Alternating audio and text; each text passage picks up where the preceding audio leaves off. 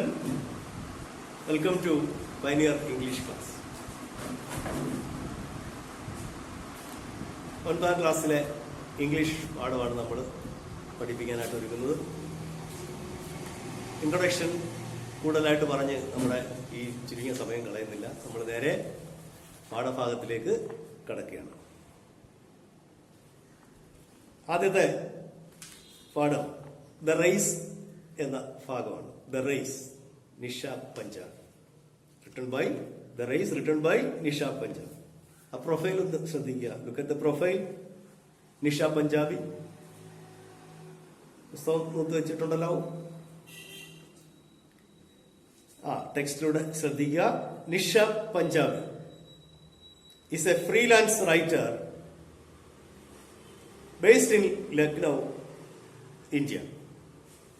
She completed her education, including her master's in business administration.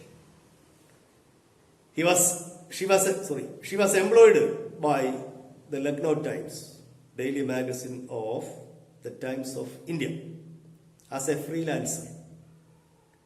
She blogs at blogന്റെ address കൊടുത്തിട്ടുണ്ട്. The race is an award-winning story in a sports category competition held by Children's Book Trust, New Delhi, India in 2001. About the author, Nisha Panjab is a freelance writer based in Lucknow, India. ഇന്ത്യയിലെ Lucknow base ചെയ്തിട്ടുള്ള ഒരു freelance റൈറ്ററാണ് Nisha Punjabi. Freelance writer എന്ന് പറഞ്ഞാൽ പത്രപ്രവർത്തനമാണ്. ഏത് പത്രത്തിനും അവരുടെ ലേഖനങ്ങൾ എഴുതി കൊടുക്കാം.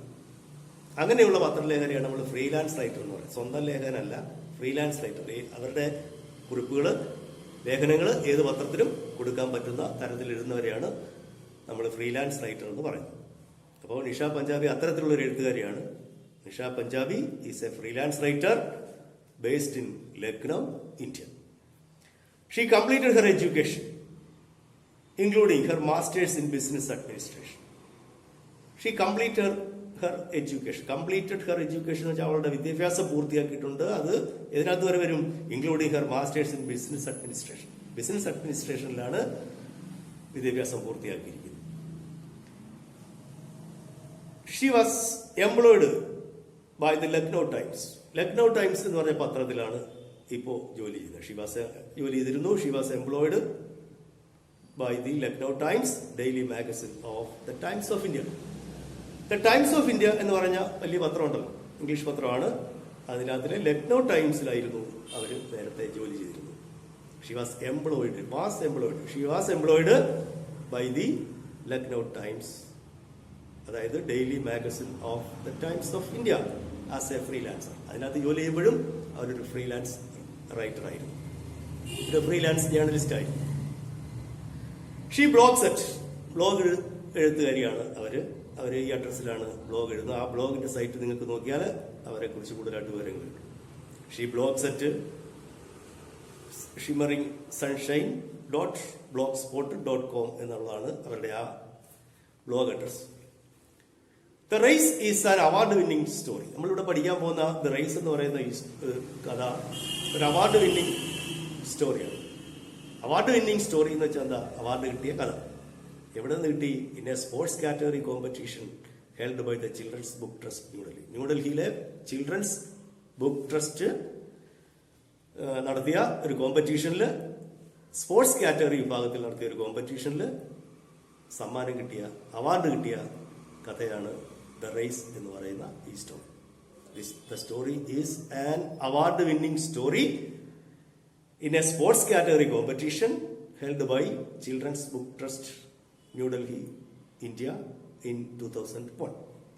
2001 സ്പോർട്സ് കാറ്റഗറിയിൽ children's book trust of India നടത്തിയ കോമ്പറ്റീഷനിൽ ഒന്നാം സമ്മാനം നേടിയ കഥയാണ് ദ റേസ് എന്ന് പറയുന്ന നമ്മൾ പഠിക്കാൻ പോകുന്ന ഈ കഥ.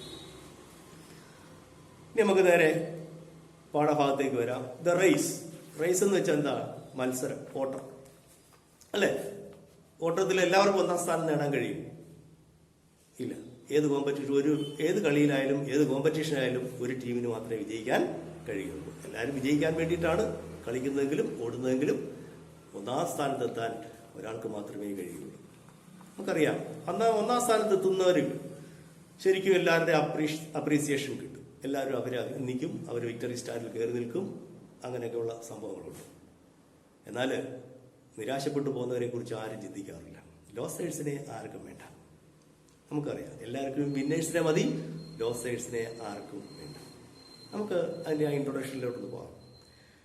At the end of a game or a sporting event, ഏത് ഗെയിമിന്റെ ആയാലും അല്ലെങ്കിൽ ഒരു സ്പോർട്ടിംഗ് ഈവന്റ് മത്സരങ്ങളിലായാലും, സ്പോർട്സ് മത്സരങ്ങളായാലും ഗെയിം ആയാലും എന്തായിരുന്നാലും തന്നെ, we usually appreciate the winner. അല്ലേ? നമ്മൾ സാധാരണഗതിയിൽ അപ്രീഷിയേറ്റ് ചെയ്യുന്ന ആരെയായിരിക്കും? വിന്നറെ ആയിരിക്കും. അതല്ലെങ്കിൽ or the record breaker, record break ചെയ്യുന്നവരായിരിക്കും. അല്ലേ? നമുക്കറിയാം, ഈ ഓട്ട മത്സരങ്ങളിലൊക്കെ അല്ലെങ്കിൽ അങ്ങനെയുള്ള ഹൈ ജമ്പ് സ്പോർട്സ് ഐറ്റംസിലൊക്കെ നമുക്ക് കാണാൻ കഴിയുന്ന അങ്ങനെ ഒരു കാര്യമാണ്. റെക്കോർഡ് ബ്രേക്ക് ചെയ്യും. അല്ലേ? ചിലർ ഒക്കെ ഇട്ട റെക്കോർഡുകൾ അനവധി വർഷക്കാലം ചിലപ്പോൾ നിലനിന്നേക്കും. അല്ലേ? റെക്കോർഡുകൾ എപ്പോഴും ബ്രേക്ക് ചെയ്യാനുള്ളതാണ്. അത് അനന്തര തലമുറ അത് ബ്രേക്ക് ചെയ്യും. അല്ലേ? അങ്ങനെ ആ റെക്കോർഡ് ബ്രേക്ക് ചെയ്യുന്ന ഒരാളെ അല്ലെങ്കിൽ സക്സസ് ആവുന്ന ഒരാളെ എല്ലാവരും അഭിനന്ദിക്കും. അല്ലേ? V usually appreciate the winner or the record breaker. അല്ലെ? വിജയികളെയോ അതല്ലെങ്കിൽ റെക്കോർഡ് ബ്രേക്കറെയോ ആയിരിക്കും നമ്മൾ സാധാരണഗതിയിൽ അപ്രീഷിയേറ്റ് ചെയ്യുന്നത്. Shouldn't we encourage the losers too? ലോസേഴ്സിനെയും നമുക്ക് എൻകറേജ് ചെയ്യേണ്ടതില്ലേ? അല്ലേ? Shouldn't we encourage the losers too? Let us see what happens in this story. നമുക്ക് നോക്കാം ഇവിടെ എന്താണ് സംഭവിക്കാൻ പോകുന്നത്. ഈ കഥയിൽ എന്ത് സംഭവിക്കാൻ പോകുന്നത് നമുക്ക് നോക്കാം. Let's see what happens in the story. ഒരു വിന്നറെ അപ്രീഷിയേറ്റ് ചെയ്യുകയായിരുന്നോ അതോ ലോസറെ അപ്രീഷിയേറ്റ് ചെയ്യുകയായിരുന്നോ എന്നൊക്കെയുള്ളത് നമുക്ക് ഈ കഥയിലൂടെ നമുക്ക് മനസ്സിലാക്കാൻ സാധിക്കും. അല്ലേ? ദ റേസ് നോക്കാം. ടെക്സ്റ്റ് എല്ലാവരും റെഡിയാക്കി വെച്ചേക്കണമെന്ന് അറിയാമല്ലോ. നമ്മൾ എന്നാൽ മാത്രമേ അതിന്റെ പൂർണ്ണ പ്രയോജനം കിട്ടത്തുള്ളൂ. ടെക്സ്റ്റ് എല്ലാവരും കയ്യിലെടുക്കുക, നോട്ട്ബുക്കും കയ്യിലെടുത്ത് വെക്കുക. അത്യാവശ്യം വേണ്ട നോട്ട്സും കാര്യങ്ങളൊക്കെ എഴുതി പോകും. The race by Nisha Punjab. Tarun was a mediocre student. His grades could barely satisfy his parents, and he was not a good singer, dancer, painter, or even an actor. He always thought of himself as the black sheep of the family. His elder brother was pursuing a degree in engineering from a reputed college. Always made the family proud. But Tarun was never good at anything like that. എന്ത് മനസ്സിലായി? Tarun was A mediocre student. Mediocre student ആണ്. ഇടത്തരത്തിൽ വരുന്നതാണ്. തീരെ മണ്ടനുമല്ല മിടുക്കനുമല്ല. അത് വരുന്ന ആ ഒരു ലെവലിൽ വരുന്നവരെയാണല്ലോ നമ്മൾ മീഡിയോക്കർ എന്ന് പറയുന്നത്. മീഡിയം ആൾക്കാരെന്ന് പറയത്തില്ലേ? മീഡിയം സൈസ് എന്ന് പറഞ്ഞാലും അറിയാം, ചെറുതുമല്ല വലുതുമല്ല, ഇടയ്ക്ക് മധ്യഭാഗത്ത് വരുന്നു, ഇടത്തരം എന്ന് നമ്മൾ പറയും. അപ്പൊ എത്തരത്തിലുള്ളൊരു കുട്ടിയാണ്? അധികം മണ്ടനുമല്ല അധികം മിടുക്കവുമല്ല, അങ്ങനെയുള്ള ഒരു കുട്ടിയാണ് Tarun. Tarun was A mediocre student.